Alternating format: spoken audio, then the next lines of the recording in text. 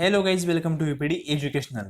Guys, NTUGC net त्याचबरोबर MS set या दोन्ही एक्झामचा पेपर फर्स्टसाठी आपण फ्री ऑफ कॉस्टमध्ये मॉक टेस्ट प्रोव्हाइड करत आहोत. गाईज, याच्या खूप मॉक टेस्ट मी अपलोड केलेला आहे आपल्या टेलिग्राम चॅनलवर. सर्वांच्या लिंक आहे, तुम्ही डिस्क्रिप्शन बॉक्समध्ये टेलिग्राम चॅनलची लिंक दिलेली, तिथून तुम्ही टेलिग्राम चॅनलवर जाऊन सर्व मॉक टेस्ट सोडवू शकता. गाईज, त्यातील फर्स्ट मॉक टेस्ट टीचिंग ॲप्टिट्यूडची आपण एक्सप्लेनेशन आज पाहणार आहोत.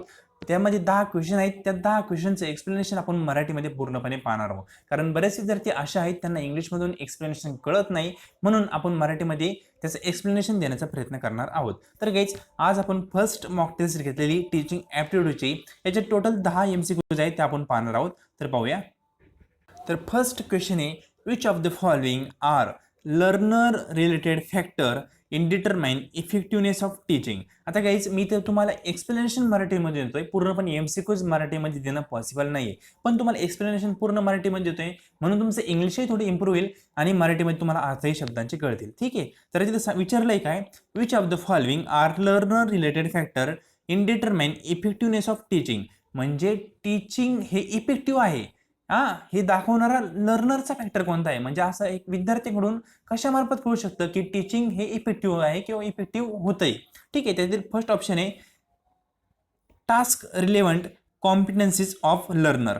इथं काय, task relevant competencies of learner, learner संदर्भात बोलले म्हणजे येऊ शकतं. ठीक आहे, आपण ए कन्सिडर करू, कारण आपल्याला 2 ऑप्शन तर कोणते तर निवडायचे. आता ए कन्सिडर केलं, त्यानंतर बी काय माहिती, कंटेस्ट मास्टरी ऑफ टीचर.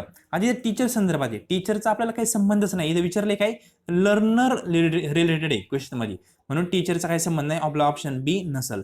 ठीक आहे. सी काय म्हणतंय, चॉईस ऑफ टीचिंग मेथड. आता टीचिंगची जी पद्धत आहे, कशी पद्धत वापरायची ही चॉईस करणार कोण करणार, लर्नर करणार आहे का, नाही, टीचर करणार आहे, म्हणून हाही आपला संबंध नाही, चॉईस ऑफ टीचिंग मेथड.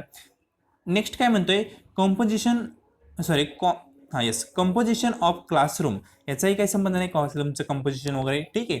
नंतर ई काय म्हणतोय, readiness level of student. Yes, इथे पण स्टुडंट संदर्भात कुठेतरी बोललेलं आहे.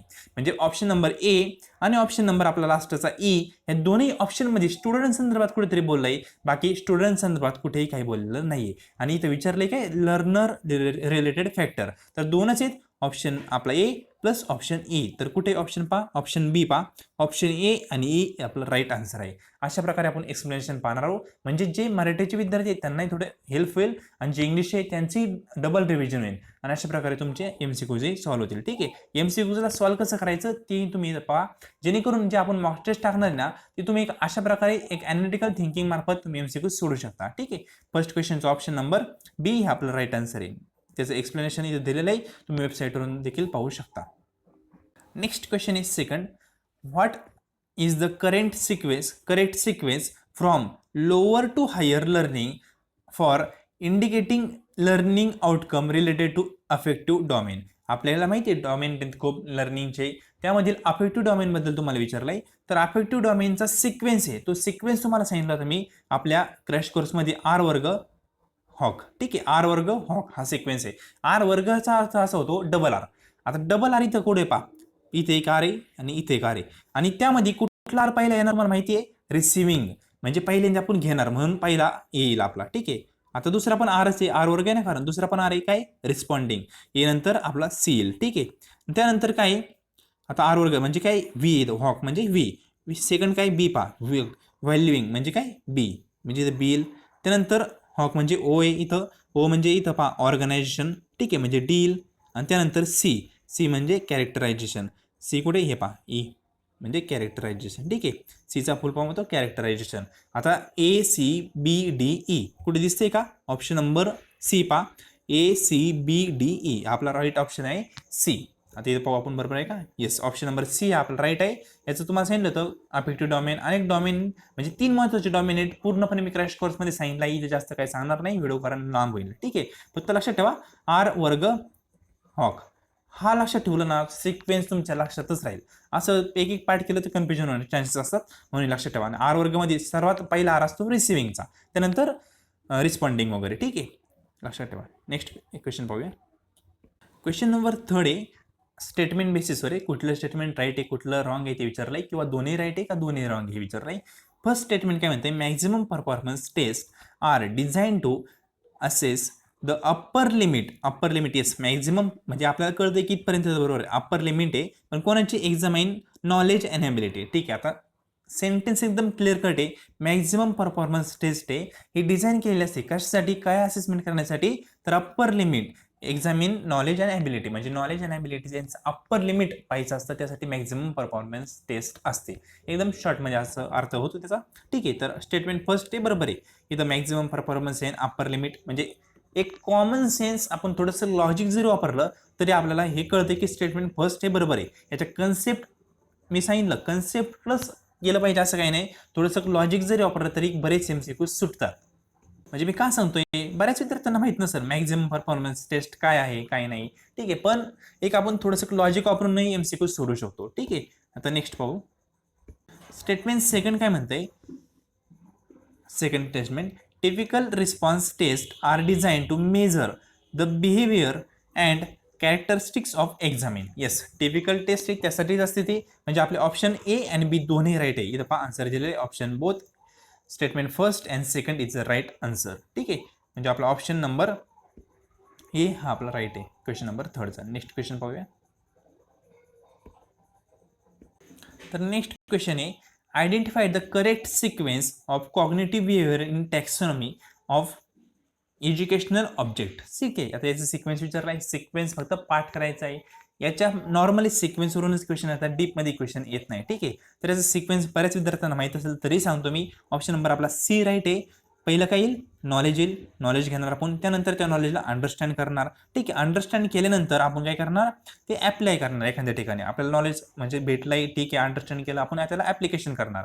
म्हणजे फॉर एक्झाम्पल तुम्ही शिकले, नॉलेज घेतलं, खूप घेतलं नॉलेज, त्यानंतर ते ॲप्लिकेशन करणार. म्हणजे कसं, तुम्ही जॉब कुठेतरी पाहणार. ठीक आहे, म्हणजे ते ॲप्लाय करणार. त्यानंतर ॲनालिसिस करणार, आपण ते नॉलेज जे अप्लाय केलंय त्याचं योग्य प्रकारे ॲप्लिकेशन होतंय का नाही याचं थोडं ॲनालिसिस करणार. त्यानंतर काय करणार, आपण त्याचं सिंथेसिस करणार.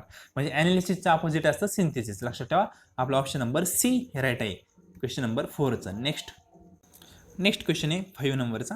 When communication meet the aim and objective of classroom teaching it become. म्हणजे एकदम सिंपल क्वेश्चन आहे. When communication meet aim and objective of classroom teaching it become. म्हणजे कम्युनिकेशन आहे ते आपल्याला जे एम आहे क्लासरूम मधील टीचिंगचा ते काय बनल ते आपल्याला, म्हणजे आपण शिकवताना एखादं ध्येय धरलंय आणि ते ध्येय जर आपलं अचीव्ह होत असेल कुठेतरी, ठीक आहे, तर त्या कम्युनिकेशनला आपण कुठलं कम्युनिकेशन म्हणू. म्हणजे क्लासरूम मध्ये कम्युनिकेशन चालू असताना एखादं ध्येय समोर ठेवून जर आपण कम्युनिकेशन करत असतो आणि ते अचीव्ह होत असेल तर त्या कम्युनिकेशनला आपण कुठल्या प्रकारचं कम्युनिकेशन म्हणू, तर त्याला आपण बेसिकली फंक्शनल कम्युनिकेशन म्हणू. आता पाहूया आपण बरोबर आहे का. ठीक आहे, तर ऑप्शन नंबर सी राईट आहे, फंक्शनल कम्युनिकेशन. म्हणजे 5 नंबरच्या क्वेश्चनचा ऑप्शन नंबर सी राईट आहे. मी याचं जास्त काही एक्सप्लेनेशन देत नाही, कारण ऑलरेडी टोटल 50 MCQs मी तुम्हाला टीचिंग ॲप्टिट्यूडवर प्रोव्हाइड केलेलं आहे आणि त्या सर्व MCQs मध्ये हे MCQs मी ऑलरेडी कव्हर केलेले आहेत पूर्णपणे डिटेलमध्ये, म्हणून आता थोडं शॉर्टमध्ये सांगतोय. ठीक आहे, नेक्स्ट पाहू. नेक्स्ट आहे, which of the following types of assessment is conducted periodically with and observe on standard. म्हणजे अशी कुठली असेसमेंट आहे ती पिरियडिकली कंडक्ट केली जाते, म्हणजे कंटिन्युअसली असते आणि काही पिरियडनुसार असते. ठीक आहे, तर कंटिन्युअसला काय म्हणतात हे आपल्याला माहिती आहे. कंटिन्युअसला आपण म्हणतो बेसिकली तर फॉर्मेटिव्ह. ठीक आहे, आणि एखादी पिरियडिकली असते, म्हणजे वर्षाच्या एंडला तुमचे एक्झाम होतात, पेपर असतील तुमची वार्षिक एक्झाम असतात, कधीही नसतात. म्हणजे तुम्ही कितपत हुशार आहात हे ॲनालिसिस कधी केलं जातं, वर्षाच्या एंडला तुमचे जे सेमिस्टरचे एक्झाम वगैरे असतील. ठीक आहे, तर ते झालं पिरियडिकली. तर अशी पिरियडिकली टेस्ट असतात ना, त्याला काय म्हणतात. ठीक आहे, तर तुम्हाला ते विचारलंय, त्याला म्हणतात सुमेटिव्ह टेस्ट. ठीक आहे, किंवा सुमेटिव्ह असेसमेंट. सुमेटिव्ह म्हणजे एक पिरियड असतो, तो पिरियड पूर्णपणे टीचिंग असतं किंवा लर्निंग असतं, ते पूर्णपणे कंप्लीट झालंय ना, त्यानंतर तुमचं असेसमेंट केलं जातं, तुम्हाला किती येतंय, त्याला म्हणतो आपण सुमेटिव्ह. आणि इन केस जर तुम्ही फॉर एक्झाम्पल तुम्हाला टीचर शिकवतायत आणि शिकवता मध्ये विचारलं की कन्सेप्ट तुम्हाला समजली का सांगा मला, किंवा टीचर शिकवतायत लेक्चर घेत आहेत आणि मध्येच तुम्हाला विचारतायत एखाद 2 क्वेश्चन, त्याला म्हणतो आपण फॉर्मेटिव्ह. म्हणजे इन कंटिन्यू जेव्हा तुमचं टीचिंग लर्निंग प्रोसेस चालू असते त्यावेळेस तुमचं असेसमेंट केलं जातं, त्याला आपण फॉर्मेटिव्ह म्हणतो. आणि पूर्णपणे टीचिंग लर्निंग जे असेल ते संपलंय, एंड झालाय, आणि तेव्हा जेव्हा जे असेसमेंट केलं जातं ना त्याला म्हणतो आपण सुमेटिव्ह. ठीक आहे, लक्षात ठेवा, फॉर्मेटिव्ह कंटिन्युअस लर्निंगमध्ये असतं किंवा टीचिंगमध्ये असतं, आणि सुमेटिव्ह आहे ती एंडला असतं. लक्षात ठेवा कधी पण. म्हणजे याचा ऑप्शन नंबर आपला बी राईट आहे, सुमेटिव्ह टेस्ट किंवा सुमेटिव्ह असेसमेंट. येस, बी आपलं राईट आन्सर आहे. नेक्स्ट आहे the compositional skill and creativity. आता इथं पहा, पहिलं चालय कंपोजिशनल स्किल अँड क्रिएटिव्हिटी. एखाद्याला फक्त कंपोजिशनल स्किल याचा जर अर्थ माहीत असेल तर याचा आन्सर सांगू शकतो इज ए टाईप स्टेट. म्हणजे यालाच म्हणतो आपण निबंध बेसिकली, आणि याला पण म्हणतो निबंधच. म्हणजे नुसता शब्दाचा अर्थ जरी माहीत असेल तुम्हाला इंग्लिशमधून तरी तुम्ही एखादा क्वेश्चन क्लिअरली सोडू शकता 2 मिनिटात. लक्षात ठेवा, ऑप्शन नंबर आपलं बी राईट आहे. मी ऑलरेडी याचं खूप एक्सप्लेनेशन केलेलं आहे, पुन्हा एक्सप्लेनेशन करत नाही. फक्त एक शब्दावरून तुम्हाला आन्सर रेज क्लिक होत होतं, तुम्हाला काही माहीत नसेल तरी कळलं. ठीक आहे, आन्सर नंबर बी राईट आहे. फक्त शब्दांचं मिनिंग तुम्हाला माहीत असणं गरजेचं आहे. डिक्शनरी तुमची थोडी स्ट्रॉंग पाहिजे. नेक्स्ट 8 नंबरचा क्वेश्चन. 8 नंबरचा क्वेश्चन आहे, which of the following statement explain the concept of inclusive teaching. Inclusive म्हणजे काय, सर्वसमाविष्ट. अशी कुठली कन्सेप्ट आहे, म्हणजे इन्क्लुझिव्ह टीचिंग म्हणजे आपण बेसिकली म्हणतो सर्वसमाविष्ट. हे कुठलं स्टेटमेंट आहे ते इन्क्लुझिव्ह स्टेटमेंट इन्क्लुझिव्ह टीचिंगला शो करते असं विचारलंय. तर स्टेटमेंट फर्स्ट काय, teacher facilitate the learning of the gifted student. Gifted तसं काय नाही, गिफ्टेड म्हणजे काय माहिती का, आपण म्हणू शकतो एखादा खूप हुशार असतो विद्यार्थी, ते गिफ्टेड स्टुडंट असतात टीचरसाठी. त्यांना काही सांगावं लागत नाही, ते खूप अभ्यास करतात, कारण ऑलरेडी ते मेंटॅलिटी त्यांची अभ्यास करण्याची असते. ठीक आहे, तर याचा काही संबंध नाही इथं. त्यानंतर teacher facility learning to the वीकचा पण काही संबंध नाही. नंतर काय C, teacher take support to parent. पेरेंटचाही काही संबंध नाही इथं इन्क्लुझिव्ह मध्ये. Teacher make the student in different background to learn together in the same class. Yes, inclusive teaching म्हणजे हेच आहे, कुठल्याही बॅकग्राऊंडचा विद्यार्थी असो तो एकाच क्लासमध्ये शिकू शकतो. म्हणजे सर्वसमाविष्ट म्हणतो ना आपण, इन्क्लुझिव्हचा अर्थ जो सर्वसमाविष्ट. कुठल्याही बॅकग्राऊंडचा स्टुडंट असेल, सर्व बॅकग्राऊंड म्हणजे श्रीमंत असेल एखादा खूप गरीब असेल, तर सर्व एकाच क्लासरूममध्ये शिकणार. त्याला म्हणतो आपण इन्क्लुझिव्ह टीचिंग. ऑप्शन नंबर आपला डी राईट आहे. Next question. नेक्स्ट 9 नंबरचा question, brainstorming as a method can be use for the purpose. म्हणजे ब्रेनस्टॉर्मिंग एक पद्धत आहे, ती कुठल्या पर्पजसाठी यूज केली जाते. तर बेसिकली तुम्हाला याचा अर्थ जरी माहीत असेल, मी आपल्या क्रॅश कोर्समध्ये सांगितलेला आहे. ब्रेनस्टॉर्मिंग म्हणजे काय असतं, अनेक एक्सपर्ट असतात, ते एकत्र येतात आणि एखाद्या मुद्द्यावर त्यांचं मत मांडण्याचा प्रयत्न करतात. आणि ते मत मांडल्यानंतर त्याच्यातून जे जे योग्य मत वाटतायत त्यांना एकत्र करून तो मुद्दा सोडवला जातो. त्याला म्हणतो आपण ब्रेनस्टॉर्मिंग. ठीक आहे, तर याचा ऑप्शन नंबर सी राईट आहे. Generate new ideas in the area of interest. ठीक आहे, त्याच्यात जनरेट केल्या जातात न्यू आयडियाज. मी आता सांगितलं की एखाद्या मुद्द्यावर त्यांचं मत मांडलं जातं आणि अनेक आयडिया शोधल्या जातात. याला आपण ब्रेन स्टॉर्मिंग असं म्हणतो. ऑप्शन नंबर आपला सी राईट आहे. लक्षात ठेवा, कन्सेप्टवर चला बरं का थोडंफार. ह्या कन्सेप्टवर म्हणजे तुम्हाला अनेक एमसीक्यू सुटू शकतात. काही तुम्हाला एमसीक्यू सोडवण्याचं हे पण सांगतो ट्रिक थोडी.